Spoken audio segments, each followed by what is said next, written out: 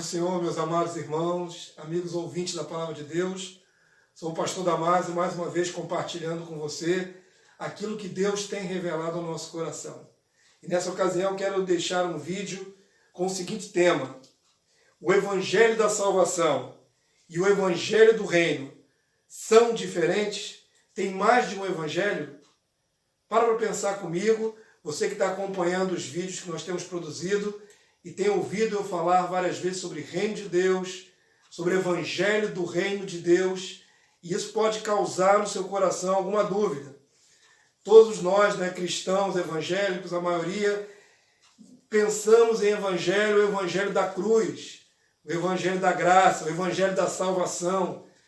Então, quando se fala Evangelho do Reino, talvez possamos associar essa palavra a algum grupo específico religioso, até mesmo aos judeus, ao povo judeu. Será que tem mais de um evangelho? Existe o evangelho do reino para o povo judeu e o evangelho da graça para os gentios, aqueles que não são judeus. Será que a Bíblia ensina dois evangelhos? Então, para esclarecer essa nossa dúvida, eu quero começar com o Evangelho de Lucas, capítulo 16, verso 16. Lucas 16, 16, que diz assim: a lei e os profetas vigoraram até João Batista. Desde esse tempo, vem sendo anunciado, agora presta atenção, o Evangelho do Reino de Deus. E todo homem se esforça por entrar nele, no reino de Deus. Perceba que logo de cara aqui, o começo do ministério de João, a mensagem do profeta João, a boa nova, Evangelho quer dizer notícia boa, porque divina vem de Deus, e nova, porque os homens têm que aprender essa notícia, é que o reino de Deus está próximo, ou o reino de Deus está acessível. Perceba que a qualidade desse evangelho, dessa boa nova, o assunto dessa boa nova é o reino de Deus. Então, eu quero compartilhar com você que não existe mais de um evangelho, não pode ter. Na verdade, o evangelho, ele tem alguns qualificativos, alguns adjetivos. E aparece assim, escrito em algumas passagens. E eu queria destacar aqui, não vou ler todos esses textos, mas queria destacar que o Evangelho, por exemplo, é chamado Evangelho de Jesus Cristo. Marcos 1:1. O Evangelho também é chamado de Evangelho de Deus. Não só nessa passagem, mas em outras. Marcos 1:14. Também é chamado de o Evangelho da Paz. Atos dos Apóstolos, capítulo 10, verso 36. E também na carta de Paulo aos Efésios, capítulo 6, verso 15. Evangelho de Deus, Evangelho de Cristo, Evangelho da Paz, também é chamado de Evangelho da Graça de Deus, Atos 20, 24. E também Evangelho da Glória de Deus, primeira carta de Paulo a Timóteo, capítulo 1, verso 11.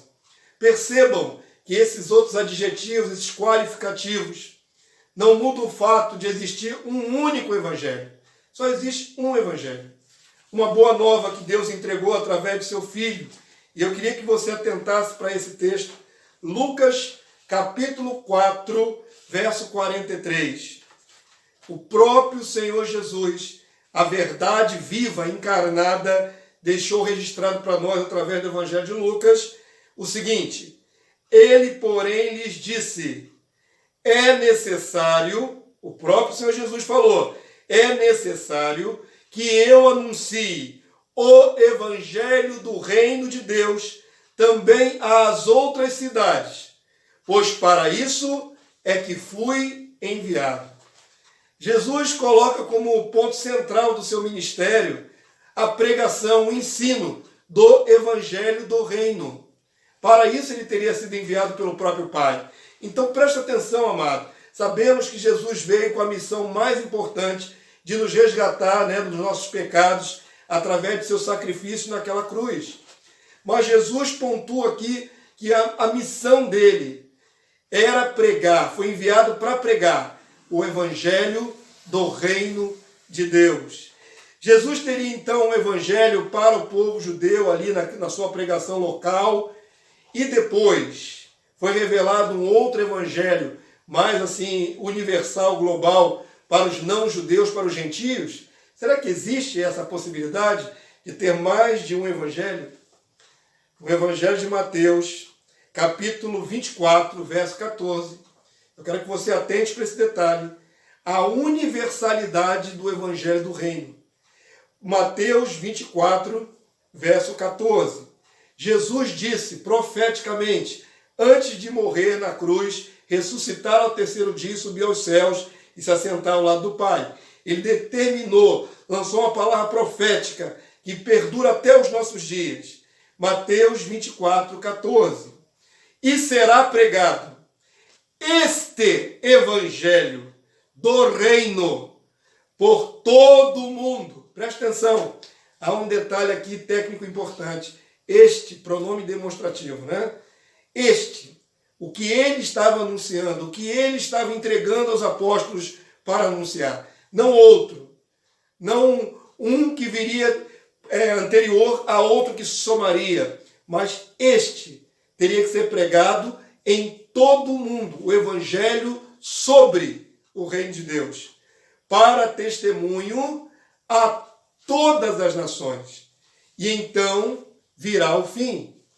Então, antes da volta de Jesus, antes do fim desse sistema iníquo, tem que ser pregado em todas as nações o evangelho do reino de Deus. Não é um evangelho adaptado à religião A, B, ao cristianismo católico romano ou cristianismo evangélico protestante. A palavra é clara. No final dos tempos, antes da vinda de Jesus, o evangelho que tem que ser anunciado, pregado, é o mesmo que ele pregava. Ele pregava sobre reino de Deus. Para pensar, você que é um estudante da Bíblia, uma pessoa que gosta da palavra de Deus, quando você abre o livro de Mateus, por exemplo, ali só se fala de reino de Deus. Quando você abre o livro de Lucas, quanta ênfase no reino de Deus. E Lucas usa muitas parábolas. O reino de Deus é semelhante a isso, o reino de Deus é semelhante àquilo. Na verdade, Lucas está registrando que Jesus deu mais importância. A mensagem era sobre o reino de Deus. Logicamente que embutido está a nossa salvação. Mas eu queria que você entendesse que não existe um evangelho local para o povo judeu e depois um evangelho para salvar gentios, para salvar a igreja cristã. Um único evangelho. A palavra de Deus ainda mostra, o apóstolo Paulo correu o mundo antigo, ele fez 3 viagens missionárias, registradas no livro de Atos. E nas suas viagens missionárias, o que Paulo pregou?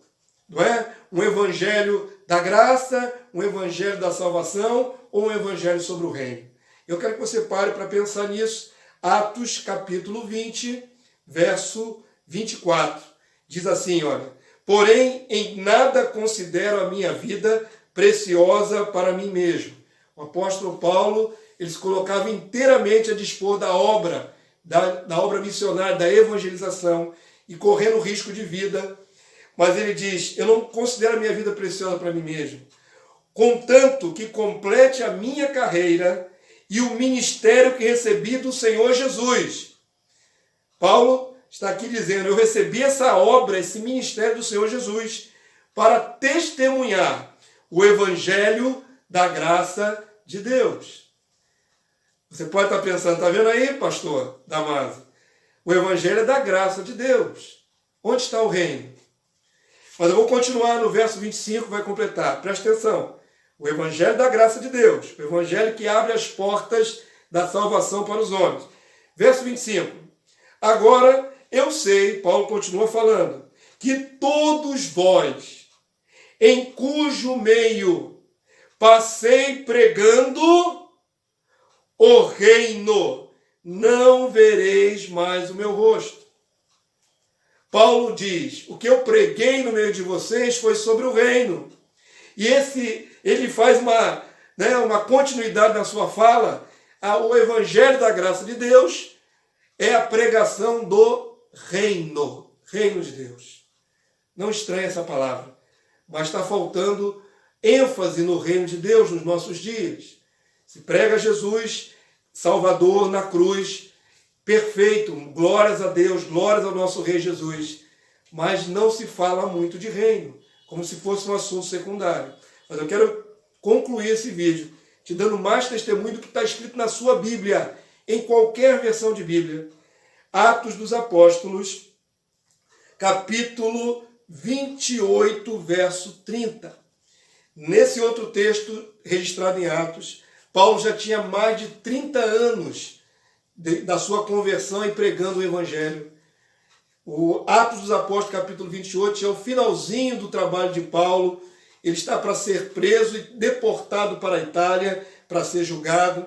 E ele diz assim, na palavra de Deus está registrado: por 2 anos permaneceu Paulo na sua própria casa, que alugara, onde recebia todos que o procuravam. Na verdade, Paulo estava como que em prisão domiciliar nessa ocasião, aguardando a viagem para a Itália. Verso 31, presta atenção. Pregando o quê? O que Paulo pregou durante esses 2 anos com as portas abertas? Pregando, você diria, Jesus Cristo. Eu falei, perfeito. Mas eu quero que você observe o detalhe do que está escrito na sua Bíblia, em qualquer versão. Pregando o quê? O que Paulo pregou durante 2 anos? O reino de Deus. O tema da pregação de Paulo, já no final da sua carreira, era reino de Deus. E com toda a intrepidez, sem impedimento algum, ensinava as coisas referentes ao Senhor Jesus Cristo. Presta atenção, amado. O Evangelho, a pregação do Evangelho da igreja primitiva, dos apóstolos, do próprio Senhor Jesus, é sobre reino de Deus. Aí nós nos salvamos através da mensagem do Evangelho para o reino de Deus. A salvação e o reino são a mesma coisa. Ser salvo não é só livrar a alma do fogo da perdição eterna. Ser salvo é entrar no reino de Deus. E eu quero concluir dizendo para você o que Paulo disse lá em Gálatas, que ninguém, nem mesmo ele, ou um anjo do céu que viesse trazendo outro evangelho, poderia ser aceito. Na verdade, ele diz que essa tentativa de mudar o evangelho, qualquer que seja, de quem quer que seja, tem que ser considerada anátema. Anátema é votado ao maldito. Uma coisa espúria, maldita. O evangelho não pode ter mais de uma versão. O único evangelho que tem na sua Bíblia, que vai ser pregado até a vinda de Jesus, antes do tempo do fim, se chama Evangelho do Reino de Deus. Que essa palavra seja esclarecedora para o seu coração, que a sua mente se abra para a importância do Reino de Deus nesse tempo final, e que a graça do Senhor seja sobre a sua vida, meu amado irmão, minha irmã, ouvinte da palavra de Deus. Que a graça de Deus seja sobre você. Se você gostou desse vídeo, por favor, compartilhe com seus amigos. Também eu te peço que você se inscreva no canal. Vamos divulgar essa palavra. A igreja precisa voltar às raízes, falar sobre o reino de Deus. Fica na paz do Senhor Jesus. Amém.